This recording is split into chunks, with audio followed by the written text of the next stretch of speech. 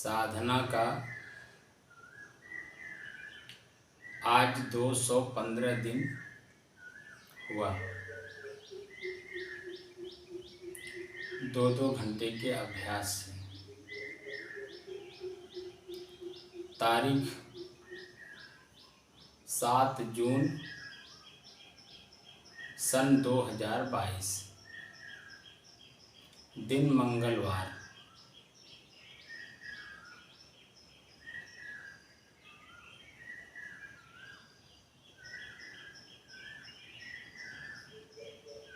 राम अवतार बाबू जी सर। आप तो लगभग 215 दिन लगातार आप 2-2 घंटे का सुबह शाम का अभ्यास आपका चालू है, अपने ही श्वास को देखने का, दृष्टा और साक्षी भाव में, वेदना और संवेदना के आधार पर, यानी सुख और दुख के आधार पर।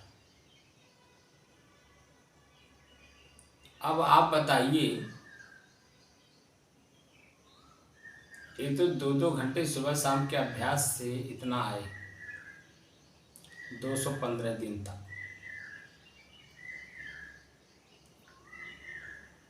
अब आपको कैसा लगता है? क्या दिन में ध्यान रहता साहब, दिन में भी ध्यान रहता है, मतलब सांस का ध्यान रहता है। जी। दिन में रहता, रात को भी रहता है, मतलब आँख खुलती है तब भी ध्यान जाता है। तो आपको क्या महसूस होता है उस समय?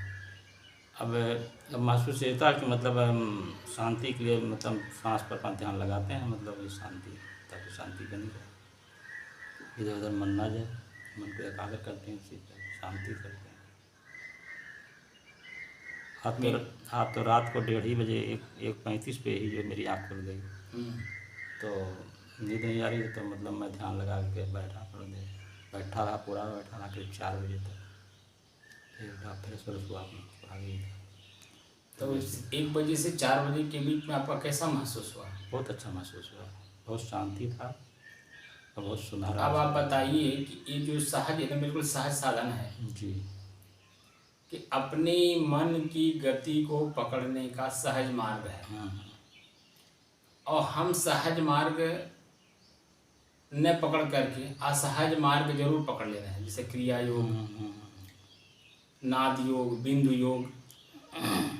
तो ये क्या है? ये क्रिया है, मन पकड़ में नहीं आता है, मन बल्कि और उसी में क्रियावान हो जाता है, उसी के बारे में और खोजने लगता है। इसमें आपके क्या बोलते हैं, कुंडलिनी जगाना, ये करना, वो करना, ऐसा करना, वैसा करना, ये सब क्या है? ये क्रिया हो गई। और क्रिया में मन शांत होता नहीं, बल्कि उसमें ही और खोज करने लगता है, उद्वेगित होने लगता है। और यहाँ तो कुछ नहीं करना है, बस सहज भाव में जैसे ही मन में किसी प्रकार का पीड़ा महसूस हो, सुन करके, देख करके, चख करके, जैसे भी आपके मन में पीड़ा महसूस हो, या शरीर में पीड़ा महसूस हो, या इंद्रियों में पीड़ा महसूस हो, या नसों में झंझनाहट महसूस हो, ऐसी दशा में हमें क्या करना चाहिए? बस कुछ नहीं, चाहे चलती रहिए, चाहे बैठी रहिए, चाहे सोए रहिए।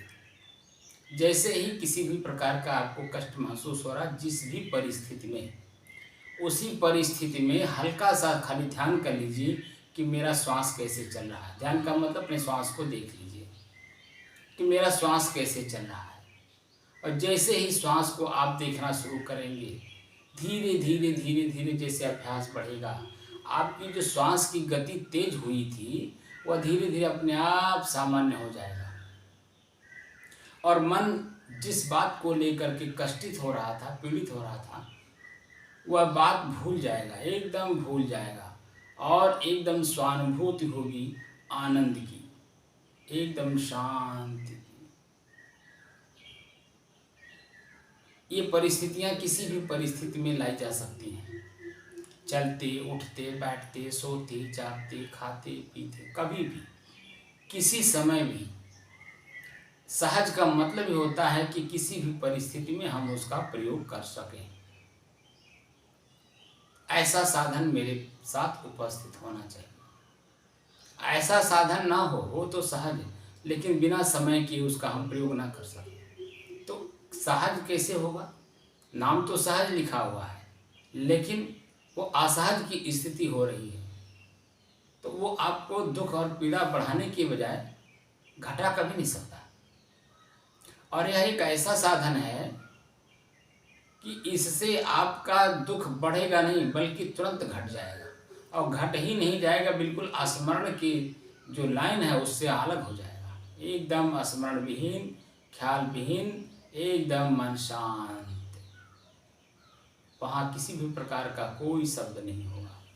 इसी अवस्था के बारे में सदगुरु कबीर साहब पूरी बात, पूरी व्याख्या आपको बीजक में उन्होंने दिया है। पूरी व्याख्या है।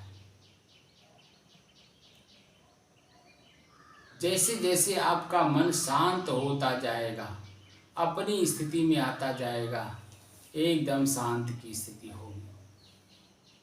सदगुरु कबीर साहब इसीलिए कहते हैं 34 अक्षर से निकले जोई। क्या कहते हैं? 34 अक्षर से निकले जोई, पाप पुण्य जानेगा सोई। अब इस स्थिति में आने के बाद जैसे ही आपका मन शांत हुआ, वहाँ कोई शब्द, कोई अक्षर आपके साथ आपके मन में नहीं रहेगा। एकदम शांति की स्थिति। और ये जो हम वेद, शास्त्र, उपनिषद, गीता, भागवत, रामायण, ज्ञान, विचार जो भी कुछ करते हैं, उस शब्दों के, अक्षरों के अंतर्गत ही करते हैं। और वह अक्षर 34 अक्षर के अंदर ही है। किसी का भी नाम लीजिए, कोई स्थान का नाम लीजिए, किसी भी करिए, वह जो भी शब्द आएगा वह 34 अक्षर के अंदर ही आएगा। और वह कष्ट और पीड़ा का कारण होता है। आपको इस अक्षर से बाहर निकलना होगा। बिना बाहर निकले आपके अंदर में जो कष्ट है, जो पीड़ा है, वह मुक्त नहीं हो सकता है। उससे आप मुक्त नहीं हो सकते। जब तक अपने ही मन की पीड़ा को अपने स्वयं समझ करके शांत करने की विधा नहीं मालूम है, तब तक और आप उसको उछालेंगे। किसको? मन को। मन जितना ही उछलेगा उतना ही दुख का कारण बनेगा। मन की गति ऐसी पकड़नी चाहिए, ऐसा होना चाहिए कि जब चाहें, जहाँ चाहें, जैसे चाहें, जिस रूप में चाहें, हम उसे हैंड ब्रेक की तरह उसे पकड़ करके और अपने मन की गति को एकदम जहाँ चाहें वहीं रोक लें। इसका सहज उदाहरण मुझे अभी तत्काल में भारत के महामहिम राष्ट्रपति श्री रामनाथ कोविंद जी और उत्तर प्रदेश की राज्यपाल सुश्री आनंदीबेन पटेल जी, माननीय मुख्यमंत्री योगी आदित्यनाथ जी के आगमन पर महंत श्री पीठाधीश्वर आचार्य महंत श्री विचार साहेब जी के द्वारा वहाँ पर एक सहज योग पीठ की स्थापना करने का योजना थी। और उस योजना के अंतर्गत मुझे कहा गया कि आप इसका बुकलेट छपवाइए। पैसा भी महंत जी ने दिया, समय भी, मैटर भी महंत जी ने दिया, सब कुछ किया उन्होंने। लास्ट में मेरा नाम प्रशिक्षक के रूप में उन्होंने लिखा 2 लोगों का नाम, एक योगाचार्य के रूप में सच्चिदानंद जी और दूसरे मेरा नाम। और वह कार्य मैं बड़े उत्साहपूर्वक किया, क्योंकि जल्द समय था नहीं। 1 दिन का मेरे पास समय था, सिर्फ 1 दिन का, 4 तारीख का। और मैंने बुकलेट पूरा छपवाया। 100 बुकलेट 2300 रुपये की छपी, यानी एक बुकलेट 23 रुपये की पड़ी। और वह बुकलेट जब मठ पर कल यानी 5 तारीख को उसे लोकार्पण करना था या शुभारंभ करवाना था, वहाँ ऐसी परिस्थिति हुई कि ये कार्यक्रम नहीं हो सकता है। अब आप बता दीजिए कि कोई भी मेरे स्थान पे होगा, आप लोग अपना खुद का अनुभव करिए कि एक बहुत बड़ा कार्य, पूरे विश्व को जाने वाला, ख्याति प्राप्त करने वाला, पूरे विश्व के स्थान कबीर साहब की, और वहाँ पर सहज योग पीठ की स्थापना पूरे विश्व के लोगों के लिए सिर्फ शुभारंभ कराना था माननीय महामहिम राष्ट्रपति जी के द्वारा। और वह कार्यक्रम हमें बताया गया कि ये कार्यक्रम इस कार्यक्रम में इंक्लूड नहीं है, यानी जुड़ा हुआ नहीं है, ये कार्यक्रम नहीं हो सकता है।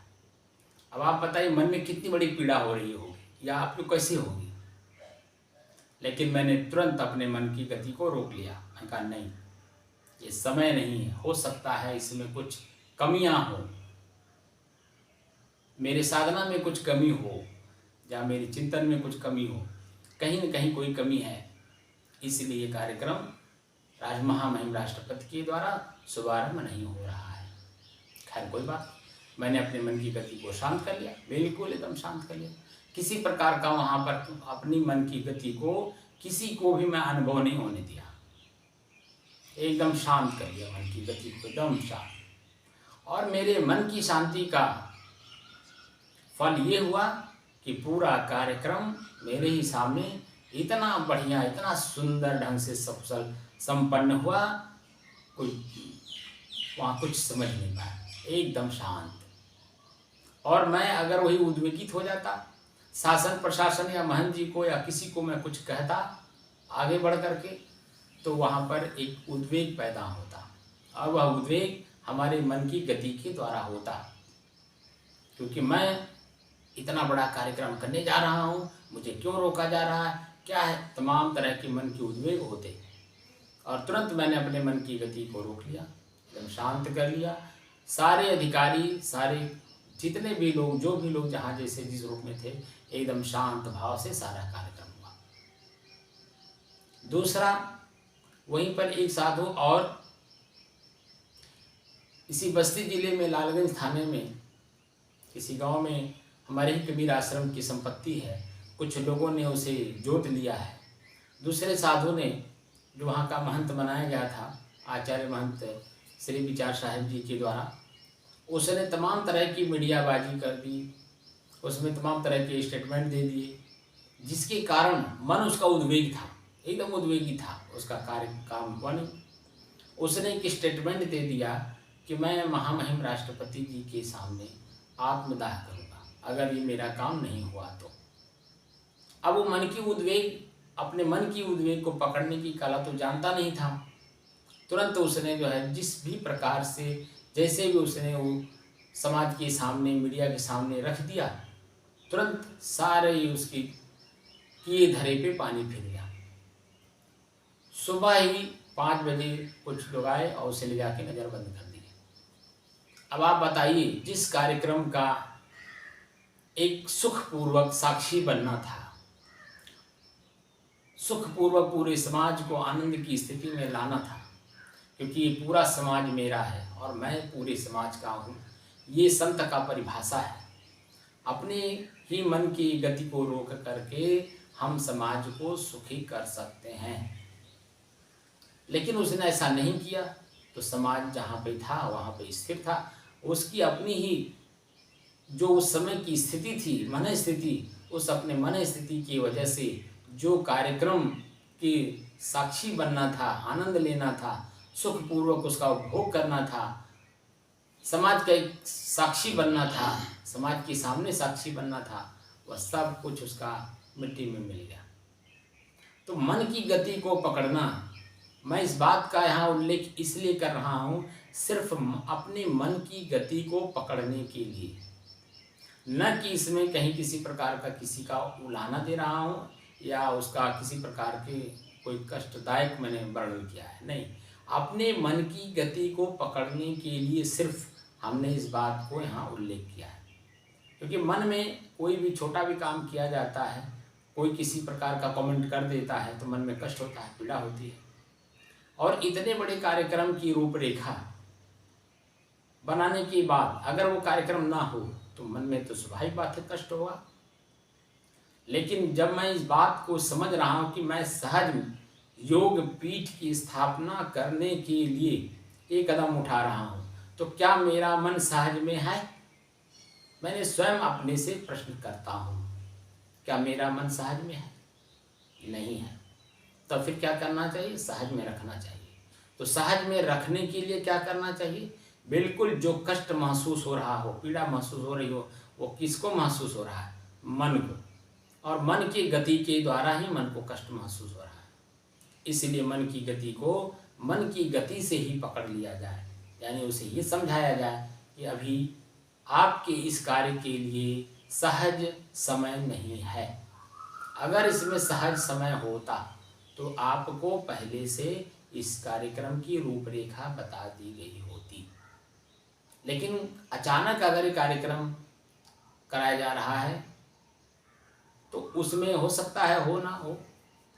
अगर हो गया इसका मतलब सहज है, अगर नहीं हुआ इसका मतलब है कि अभी समय आपके अनुकूल नहीं है। इसलिए आप अपने मन की गति को एकदम सहज में रखिए। ये बातें मैंने आप लोगों के सामने इसलिए उल्लेख कर रहा हूँ, आप लोगों का मन हमेशा पीड़ित करता है छोटी छोटी बातों में। मेरा खेत किसी ने जोत लिया, मेरा मेड़ किसी ने काट लिया, मेरे घर मेरा एक ठो गिलास किसी ने उठा लिया, मुझे रास्ते में जाने नहीं दिया जा रहा। तमाम तरह की बातें आपके सामने वर्तमान में उपस्थित होते हैं और आपका मन उसके कर्म से, स्वयं कर्म उसका है, पीड़ा आप ले रहे हो। तो दोष किसका है? स्वयं हमारा अपना ही है। इस बात को समझ करके मन की शांति को हमेशा बरकरार रखना चाहिए। हमारा मन हमारा है, मैं मन तो हूँ नहीं, तो हमारा मन हमारे से अलग है, यानी वो मेरा नौकर है, मेरा सहयोगी है, मेरे लिए पूरक बन सकता है। लेकिन कब? जब मैं उसे अपने अधीन रखूँगा तब। जब मैं उसे अपने अधीनता से अलग किया, उसे स्वतंत्र किया। मन की गति कितनी तेज चलती है ये आप सभी लोग बड़े सहज भाव से समझते हैं। इसलिए मन की गति को पकड़ने का जो सहज साधन है वह सिर्फ अपना ही श्वास है। और इसी श्वास को पकड़ने के लिए ऋग्वेद काल से लेकर के वर्तमान काल तक जिन लोगों ने उस सहज विधि को पकड़ा और उसे अपने जीवन में धारण कराया या किया, उसका जीवन धन्य हुआ। सदगुरु कबीर साहब भी इसी बात को कहते हैं, श्वास श्वास सुमिरन करो, वृथा श्वास मत खोए, ना जाने किस घड़ी में आवन हो या न हो। अपने ही श्वास की गति को हमें सामान्य करना है, पकड़ना है, स्थिर करना है। हम जैसा चाहें अपने श्वास की गति को वैसा हम कर लें। हमारे ऋषि महर्षि संत महात्मा आप देखेंगे कि घंटों, 2-2 घंटे, 3-3 घंटे, यहाँ तक कि 5-5, 6-6 घंटे तक लगातार अपने श्वास को रोक कर बिल्कुल स्थिर चित्त, शांत चित्त, एकदम अपनी साधना में लवलीन रहते हैं। ऐसे ऐसे भी संत हैं जिन्होंने अपने स्वयं के श्वास को साध लिया है, काफ़ी देर तक रोक करके वो बैठ सकते हैं। तो क्या हम आप नहीं कर सकते हैं? लेकिन जैसे ही आपकी गति, मन की गति, आपके मन की गति जैसे ही तीव्र हुई, आपकी सहज स्थिति को 4 घंटा रोक लेते हैं। हाँ बिल्कुल, आज भी ऐसे संत हैं। 4 घंटा सांस नहीं लेंगे? हाँ हाँ बिल्कुल। जीवित कैसे रहेंगे? अरे महाराज, वो धीरे धीरे अभ्यास किया जाता है, वो अचानक थोड़ी होता। अचानक कोई रोक लेगा? अचानक नहीं हुआ है।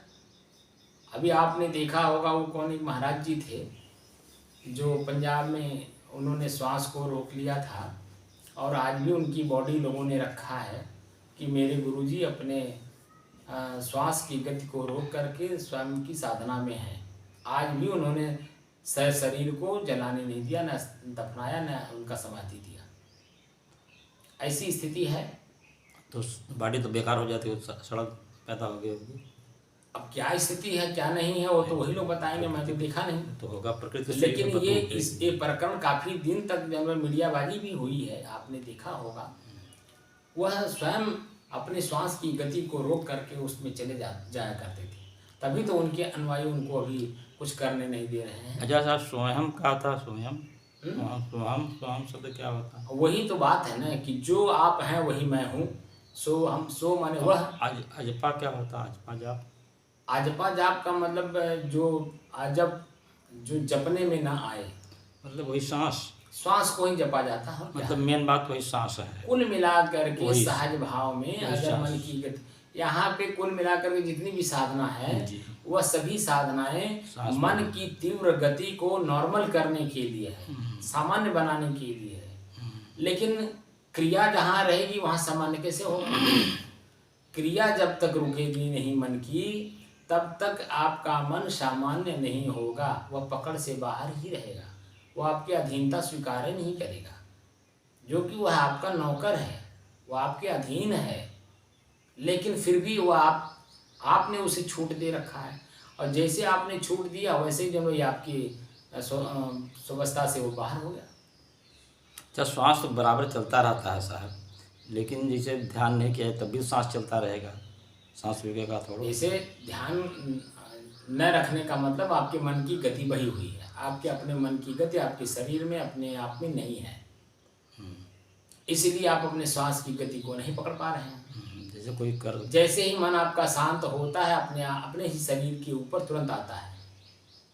जैसे अभी आपको जब पहली बार बैठाया था मैं, आपका मन चंचल मन धीरे धीरे स्थिर हुआ, पहले तो एकाग्र हुआ, और जैसे एकाग्र हुआ बैठते हैं वैसे जब आपको ये लगता है कि मेरे पैर में दर्द हो रहा है, मेरे पीठ में दर्द हो रहा है, मेरे कमर में दर्द हो रहा है, तो बाहर का मन आपके शरीर में आकर के रुकता है। धीरे धीरे वहाँ की गति फिर धीरे धीरे समझ करके फिर शांत शरीर से ऊपर उठता है। शरीर से जैसे ऊपर उठा तैसे मन की गति एकदम तीव्रता जो इसकी थी उसमें सामान्यतया अनुभव होने लगा। और जैसे ही आप बैठते हैं अपने मन की गति को, श्वास की गति को जैसे देखते हैं वैसे देखिए आपका मन शांत हो जाता है। और शांत होकर के तुरंत आप उसके आगे की विधि तो मालूम नहीं है आपको, इसीलिए तुरंत क्या करते हैं आप सो जाते हैं। बैठे बैठे ही आपकी शरीर झूमने लगती है।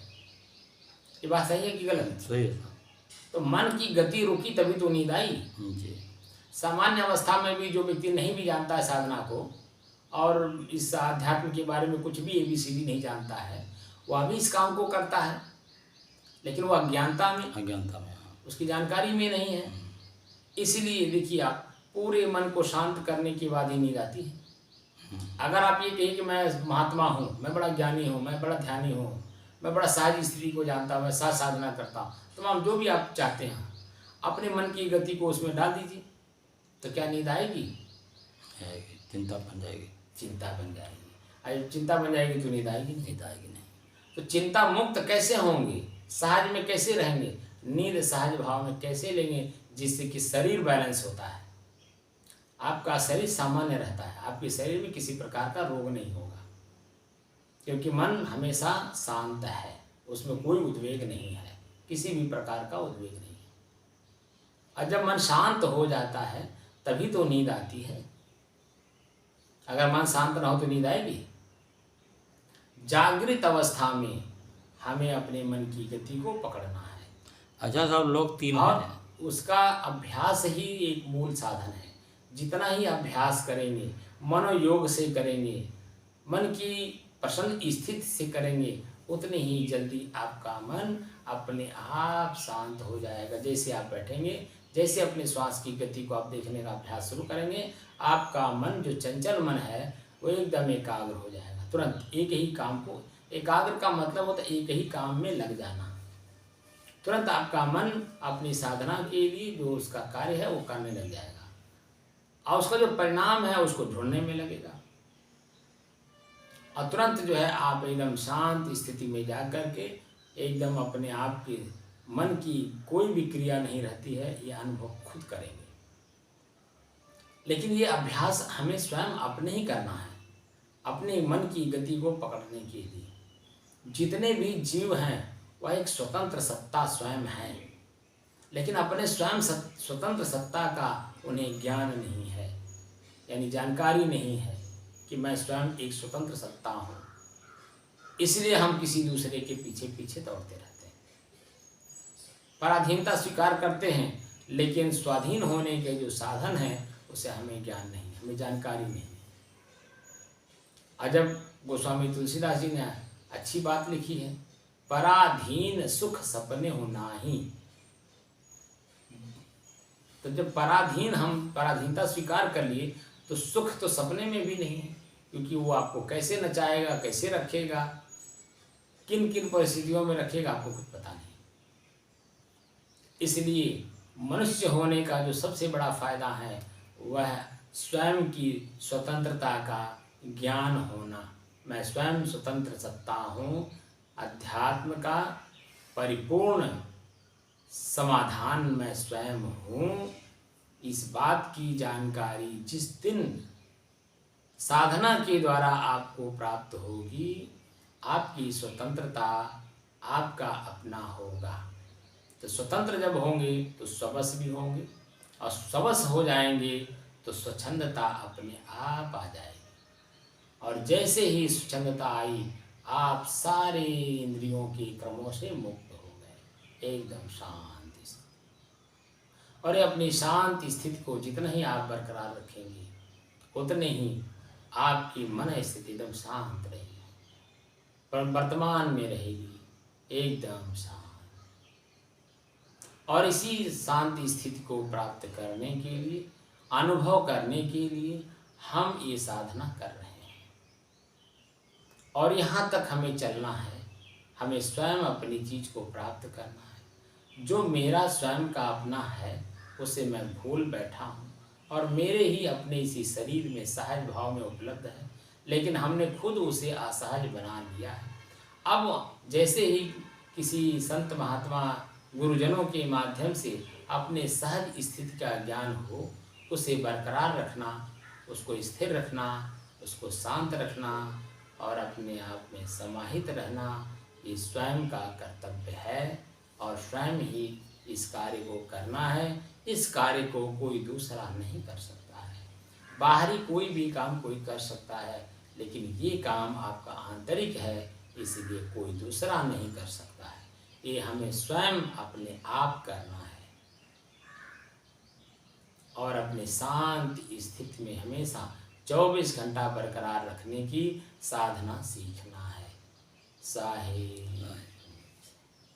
मतलब अब बात कुछ समझ में आ गई आपको? हाँ, बात आ गई। अब सब मिला करके बात एक ही है कि आदमी हमेशा अपने सांस पर भी ध्यान दे और उसी में शांति बनाए रहे। जैसे ही अपने सांस पर आप ध्यान रखेंगे, अपने मन की गति को स्वयं पढ़ने में तुरंत आसानी हो जाएगी। और फिर आगे अब कैसा हमारे सामने दृश्य पड़ रहा है, उसमें क्या उस दृश्य में हमें क्या मिला? मन कहीं चंचल नहीं होगा, न मन कहीं जाएगा, मन शांत को रखे जाएगा। मन शांत में रहा तो आदमी परेशानी कम करेगी, कुछ नहीं होगा, परेशानी होगी नहीं। जब मन कुछ नहीं जब बाहर का रोग नहीं होगा तो हमारे अंदर शरीर में रोग नहीं होगा, जब शरीर में रोग नहीं होगा तो मन में रोग नहीं होगा, मन शांत रहेगा। ये शरीर साधन धाम मोक्ष कर द्वारा पाय न जहि परलोक समारा। साधन धाम है, साधन का धाम है। इसके लिए मन को शांति, मन को क्रियावान नहीं बनाना। क्रियावान तो ऑलरेडी है, मोक्ष का द्वारा। मोक्ष खुद करा, मोह का क्षय करना है, आकर्षण को नाश करना है, क्रिया को रोकना है। जब तक क्रिया रुकेगी नहीं, मोह क्षय होगा, नाश होगा। हमारे ही शरीर में जो कुछ भी मुझे पढ़ना है, बाहर की किताब जिसने भी लिखा उसका स्वयं का अनुभव है। अब स्वयं की किताब मेरा अपना शरीर है और मेरा मन है, मेरा बुद्धि, मेरा चित्त, मेरा क्रिया अहंकार है, इसे ही पढ़ना है। अब आगे कोई किताब नहीं पढ़ना है, सिर्फ इसी किताब को पढ़ना है। ये भगवान है, भगवान को जानना है, भगवान को पढ़ना है। किसके सहारे? ईश्वर के सहारे, श्वास के सहारे। धीरे धीरे धीरे धीरे धीरे अपने इस भगवान को पढ़िए। भगवान माने प्रकृति, बताया था। भ से भूमि, भूमि मिट्टी, ग से गगन माने आकाश, व शिवाय माने हवा, ऐसे आग, न शरीर माने पानी। तो पंच प्रकृति को भगवान कहते हैं, जो हमारा शरीर है। इसी शरीर को हमें पढ़ना है, और किसके सहारे? अपने श्वास के सहारे। धीरे धीरे अंदर जैसे जैसे आपकी मन की गति रुकेगी, हमारे शरीर में वर्तमान में किस तरह का हलचल कहाँ पर हो रहा है, किस रूप में हो रहा है, हमें पढ़ने में आसानी हो। अंदर क्या जाएगा, कैसे क्या जाएगा, धीरे धीरे अंदर क्या जाएगा, कैसे जाएगा? मन मन मन जो है हमारा शांत होगा ना, शांत होगा। तो जैसे शांत होगा तो श्वास की गति को पकड़ेगा। तो हमारे इस अंदर पढ़ने का मतलब पहले तो हमारे बाह्य बॉडी में, शरीर में, जैसे हम बैठने लगते हैं थोड़ी देर के बाद देखिए यहाँ पे दर्द होने लगता है, क्योंकि दो पैर ऐसे हैं, तो पैर ऐसे हैं तो जो ये नसें हैं इसमें पर ब्लड सर्कुलेशन है वो दबता है, तो दर्द महसूस होता है। जैसे ही आप विपස්සना में बताया जाता है कि जहाँ भी दर्द हो रहा हो उस दर्द को देखना शुरू करिए। जैसे ही दर्द देखना शुरू करेंगे दर्द अपने आप गायब।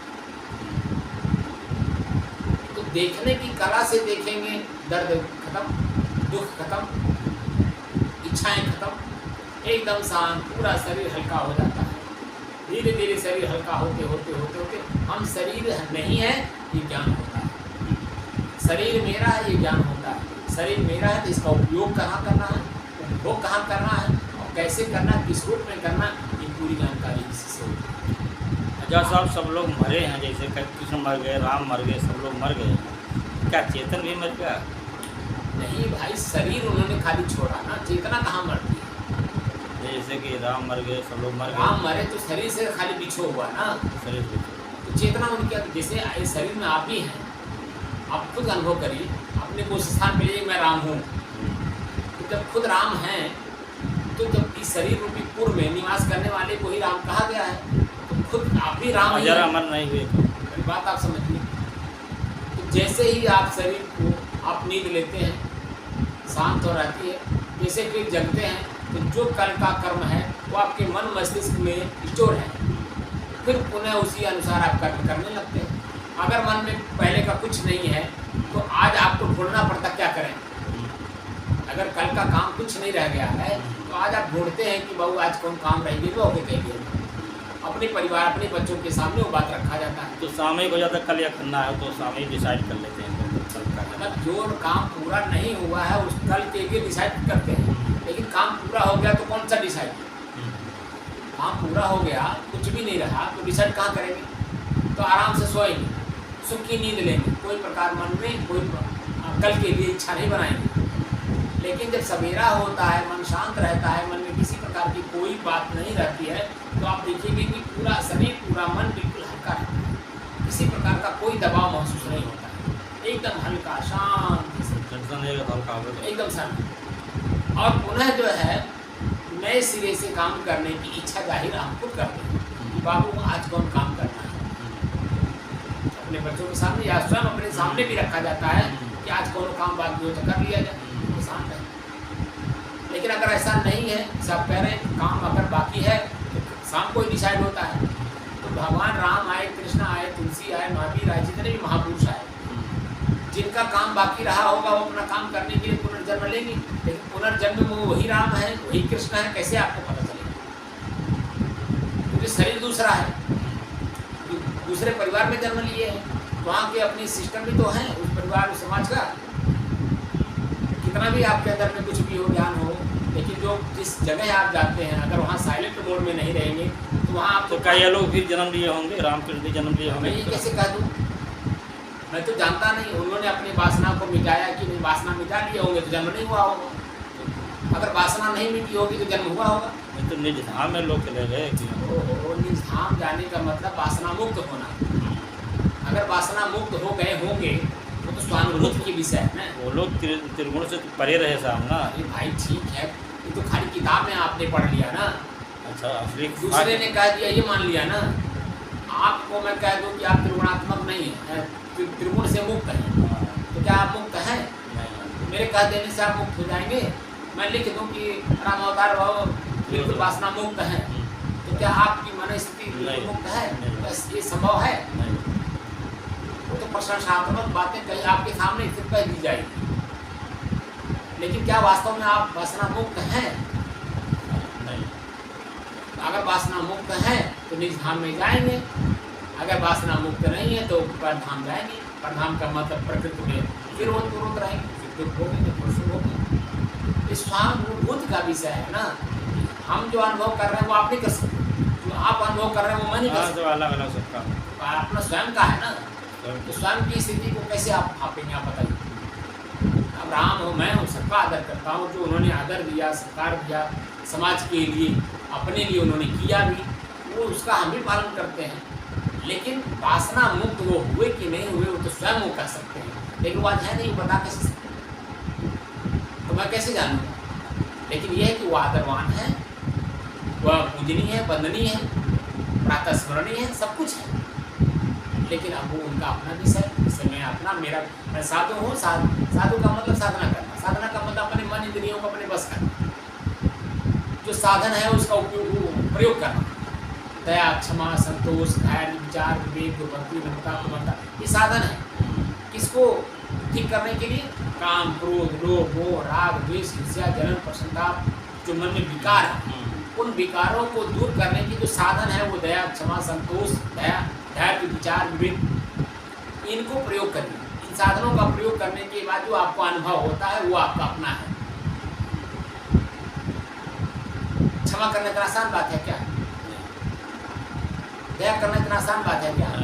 वो आसान है, जो आसान ना उसको आसान बनाना इसी शरीर का ही तो काम है। इस शरीर में ही हम सब कुछ कर सकते हैं। बाकी शरीर को छोड़ने के बाद दूसरे शरीर में हमको प्रकृति पटकती है ना, हम प्रकृति में फंसे हुए हैं। प्रकृति, जैसे मान लीजिए आपके अधीन मैं हूँ, नौकरी करने आया हूँ, तो आप जो जो काम हमें बताएंगे वही काम तो हम करेंगे, क्योंकि मैं आपके अधीन हूँ। निकाल देंगे। तो इसलिए जो है मुक्त तभी होंगे जब हम अपने स्वयं के अधीन होंगे, तब। हम तो अभी पराधीन है, प्रकृति के अधीन है। हमारे आँख देख रही है, आँख प्रकृति का, कान प्रकृति का, नाक प्रकृति का, पूरा शरीर प्रकृति का। अब इसमें जो मन है बनता है वो भी प्रकृति का, बुद्धि जो बनता है वो भी प्रकृति का, चित्त जो है वो भी प्रकृति का, अहंकार जो क्रिया होती है वो भी प्रकृति में होती है। और इन सभी चीज़ों से परे मैं स्वयं चेतन तत्व हूँ, अलग स्वतंत्र सत्ता हूँ ना। इस प्रकृति से परे स्वतंत्र सत्ता हूँ, और स्वतंत्र सत्ता होने का मुझे ज्ञान नहीं है। हम इसी प्रकृति में उलझ जाते हैं, क्योंकि हम प्रकृति से परे हैं। इस आँख से प्रकृति ही दिखाई देगी। हाँ, इसीलिए तो आँख बंद करके, इसीलिए तो आँख बंद करने की बात कही जाती है। आँख बंद करो एकदम। जब आँख बंद की तो आँख से जो दृश्य हम देख रहे हैं, दृश्य में जो परिवर्तन है, परिवर्तन से जो हमारे मन में मनोभाव बदलता है वो कुछ नहीं होगा। आँख बंद तो सब कुछ बंद। आप जितने भी रिसर्चर हमारे ऋषि हैं, उनको सबको आप देखिए आँख बंद करके ही हैं। जहाँ भी उनका फोटो मिलेगा आँख बंद करके। महात्मा बुद्ध का, सबका महावीर का, जो भी ध्यान किए हैं सभी लोगों का। सिर्फ एक कबीर साहब ऐसे हैं, उनका कहीं भी आप देखेंगे आपको ऐसे आँख खुली हुई मिलेगी। कुछ उनके भी फोटो हैं जो मतलब आँख बंद करके भी फोटो हैं। नेट पे जो फोटो हैं, कोई फोटो ऐसे हैं कि एकदम आँख बंद करके ऐसे। तो इसका मतलब कि अंदर की स्थिति बाहर की स्थिति से ज़्यादा लाभकारक है। आँख से जो हम देख रहे हैं, जैसे हमारा आँख खुला है, आप इसको लेके जा रहे हो, मैं तुरंत बोल दे रहा हूँ, अरे राम भाई क्यों ले जा रहे हैं? अरे तुम्हारे बाप को है, ये तुम्हारे बाप को कह करके जैसे बोलेंगे तो हमारा काम सुनेगा, आँख देखेगा और तुरंत हम क्रोध में आ जाएंगे। ये प्रकृति का ही तो है, क्योंकि परिवर्तन सृष्टि नियम है। आप परिवर्तन यहाँ से उठा के वहाँ ले जा रहे हैं, ये मैं देख रहा हूँ, लेकिन परिवर्तन हम खुद अनुभव नहीं कर पा रहे। तो हम वहाँ पे साइलेंट मोड में रहेंगे, कुछ नहीं बोलेंगे, ठीक है, वो कहीं ले जा रहे होंगे, अभी ले आकर रख देंगे। खाली शांत रहना है, देखिए लेकिन शांत रहिए। तो इसीलिए कभी साहब कहते खुले नैन हंसी हंसी पहचानो, सुंदर रूप निहारो। यहाँ पे उन्होंने व्याख्या किया कि संतों सहज समाधि बनी, सहज में समाधि लगनी चाहिए, बहुत परिश्रम करने की जरूरत नहीं। संतों सहज समाधि भरी। अब ये जब स्थिति हो जाए तो कहते हैं गुरु प्रताप भयो जा दिन से, जिस दिन से गुरु का प्रताप आपके ऊपर हो जाए, उस दिन से आपकी जो वृत्ति है, जो स्मृति है, वो दूसरे जगह नहीं जानी चाहिए। गुरु प्रताप भयो जा दिन से सूरत न अंत चली। सूरत माने सुंदर रथ, मन की गति, चाहे अच्छी हो चाहे बुरी हो, दूसरे जगह पे नहीं रहना चाहिए, बल्कि अपने अंदर रहना चाहिए। सूरत न अंत चली, बताए सब गुरु के बताए हुए अनुसार जो समाधि लगाने की सिस्टम है, वहीं तक हमारा मन सीमित रहना चाहिए। उसके अगेंस्ट जाना नहीं चाहिए, उसके आगे नहीं जाना चाहिए, उसके अलग नहीं जाना चाहिए, जो गुरु द्वारा बताया गया है। तो गुरु प्रताप भयो जादिन से सूरत न अंत चली। अब आगे उसकी व्याख्या करते हैं। जह जह डोलो सो परिक्रमा, जो कुछ करो सब पूजा। जब सोवो तब करो दंडवत, भाव मिटाओ दूजा। आँख न मूंदो, कान न रूदो, काया कष्ट न धारो, अब खुले नैन हंसी हंसी पहचानो, सुंदर रूप निहारो। सबद निरंतर मनु आराता, मलिन वासना त्यागी, उठत बैठत कबो न छूटा ऐसी ताली लागी। कहत कबीर सहज यह रहनी, सो प्रकट कर गाई, सुख दुख से एक पर परम पद सो पर है सुख। आप सब कुछ इसी में है, अपने मन की स्थिति को ही पकड़ना है। मन की स्थिति जैसे जैसे पकड़ में आएगी, हम उसे प्रयोग करने में सक्षम होंगे, वो मेरे अधीन होगा, मैं स्वतंत्र सत्ता ये अनुभव होगा और अपने आप में एकदम बिल्कुल समाहित होगा। मोक्ष यही होगा। मन की गति को रोक लेना, उसको शांत कर लेना, अपने शांति स्थिति में लौट जाना, यही मोक्ष है। क्योंकि मोह जो बनाता है वो मन ही बनाता है, आकर्षण करता है मन ही करता है। मन ने मान लिया ये मेरा है, ये बीजक मेरा है, तो मैं मान लिया मेरा है, तब इसमें कष्ट होगा ही। ये मेरा नहीं है, ये एक साधन है जानने के लिए, समझने के लिए, पढ़ने के लिए। तो ये हमसे अलग है, ये कोई भी ले जा सकता है, पढ़ सकता है, ज्ञान कर सकता है, मेरे लिए है ही है, सबके लिए है। अगर ये मान के काम करते हैं, मन में किसी प्रकार का पीड़ा नहीं होगी। अगर मन में पीड़ा नहीं होगी तो निश्चित तौर पे आपकी मन स्थिति बिल्कुल शांत होगी। अपनी मन की शांति स्थिति में आप बरकरार रहेंगे, यही मरने तक आपको खुद अनुभव होगा। मेरा सब कुछ छूट रहा है, मेरी पत्नी, मेरे बच्चे, मेरे घर, मेरा द्वार, जो मैंने परिश्रम कर करके बनाया, सब कुछ किया, सब छूट रहा है। ये दृष्टा भाव में आ गए। इसलिए पहले से ही तैयारी करनी होती है, और पहले से तैयारी जो करता है वही जन्म मरने के समय में एकदम शांत स्थिति में, और प्रकृति से परे अपने स्वतः, प्रकृति से परे जाकर के अपने आप में स्वतः लीन हो जाता है, और ये शरीर ही प्रकृति से परे हो जाता है। ऐसे मैंने कई अभी 1 महीने के अंदर में कई संत हमारे गए जो एकदम बिल्कुल स्व में स्थित थे। मैंने आपको दिखाया था, एकदम बैठे बैठे एकदम। कोमा वाले बचे हैं अभी तक, कोमा वाले संत जी बचे हैं अभी तक। कोमा वाले जो कोमा में चले गए थे, उसका हार्ट हो जाता है, ब्रेन हेमरेज हो जाता है। अच्छा, हाँ, वो अभी हैं ज्ञान साहब, हाँ अभी हैं। पता है इतने बड़े वक्ता थे, मालूम पड़ता था कि वो बोल रहे श्वास ले रहे हैं कि नहीं ले रहे हैं, इतने बड़े वक्ता थे। अब ब्रेन हेमरेज हो गया, नसें फट गई, अब वो बिल्कुल ऐसे पड़े हुए हैं शांति स्थिति, जो कि ऐसी स्थिति आनी नहीं चाहिए। लेकिन कुछ प्रकृति का नियम आज वर्तमान में ऐसा हो गया है कि कब शरीर में क्या हो जा रहा है कुछ पता चला, तो इसलिए वो भी गलत है। और उस समय में क्योंकि मैंने उनको देखा है, अभी कुछ दिन पहले हमारी उनकी मुलाकात भी हुई थी, तो मैंने देखा कि पहले की स्थिति में काफ़ी सुधार हुआ है, उनकी बोली में काफ़ी सुधार हुआ, रहन सहन में काफ़ी सुधार हुआ, उनके अपने शरीर में भी काफ़ी सुधार हुआ, धीरे धीरे धीरे मन शांत हुआ। तो क्योंकि आजकल ब्रेन हेमरेज तो गैस बनने के कारण भी हो जा रहा है, कब्ज होने के कारण भी हो जा रहा है, खान पान के बिगड़ने के कारण भी हो जा रहा है, लेकिन मन स्थिति हमारी शांत है, ये सबसे बड़ी बात है। बस समझ रहे हैं, मन शांत रहे एकदम, और हमारे मन में किस प्रकार की हलचल हो रही है हमें सब ज्ञान होना चाहिए, तो उसे रोकने में, स्थिर करने में, शांत करने में आसानी होती है। लेकिन जब हमारा मन क्या कह रहा है, आप पूरे उसके अधीन है, तो नहीं कुछ कर पाएंगे ना, तो वो कर ही देगा, तो उसका परिणाम आपके सामने आएंगे। करने के बाद तो परिणाम आप ही को भोगना है, लेकिन करने से पहले स्वतंत्र आप हैं, करें ना करें दोनों स्थितियाँ आपकी हैं। कर देंगे तो आप पराधीन हो गए, नहीं किए तो आपने स्वाधीनता में। इसीलिए अपने मन की शांति को रोकना है, तो कोई भी क्रिया नहीं होनी चाहिए किसी भी प्रकार का, एकदम शांति से। अब अभ्यास किया जाए, हाँ, बैठ करके अभ्यास करिए। जितना अभ्यास करेंगे उतना ही आपके लिए लाभदायी है।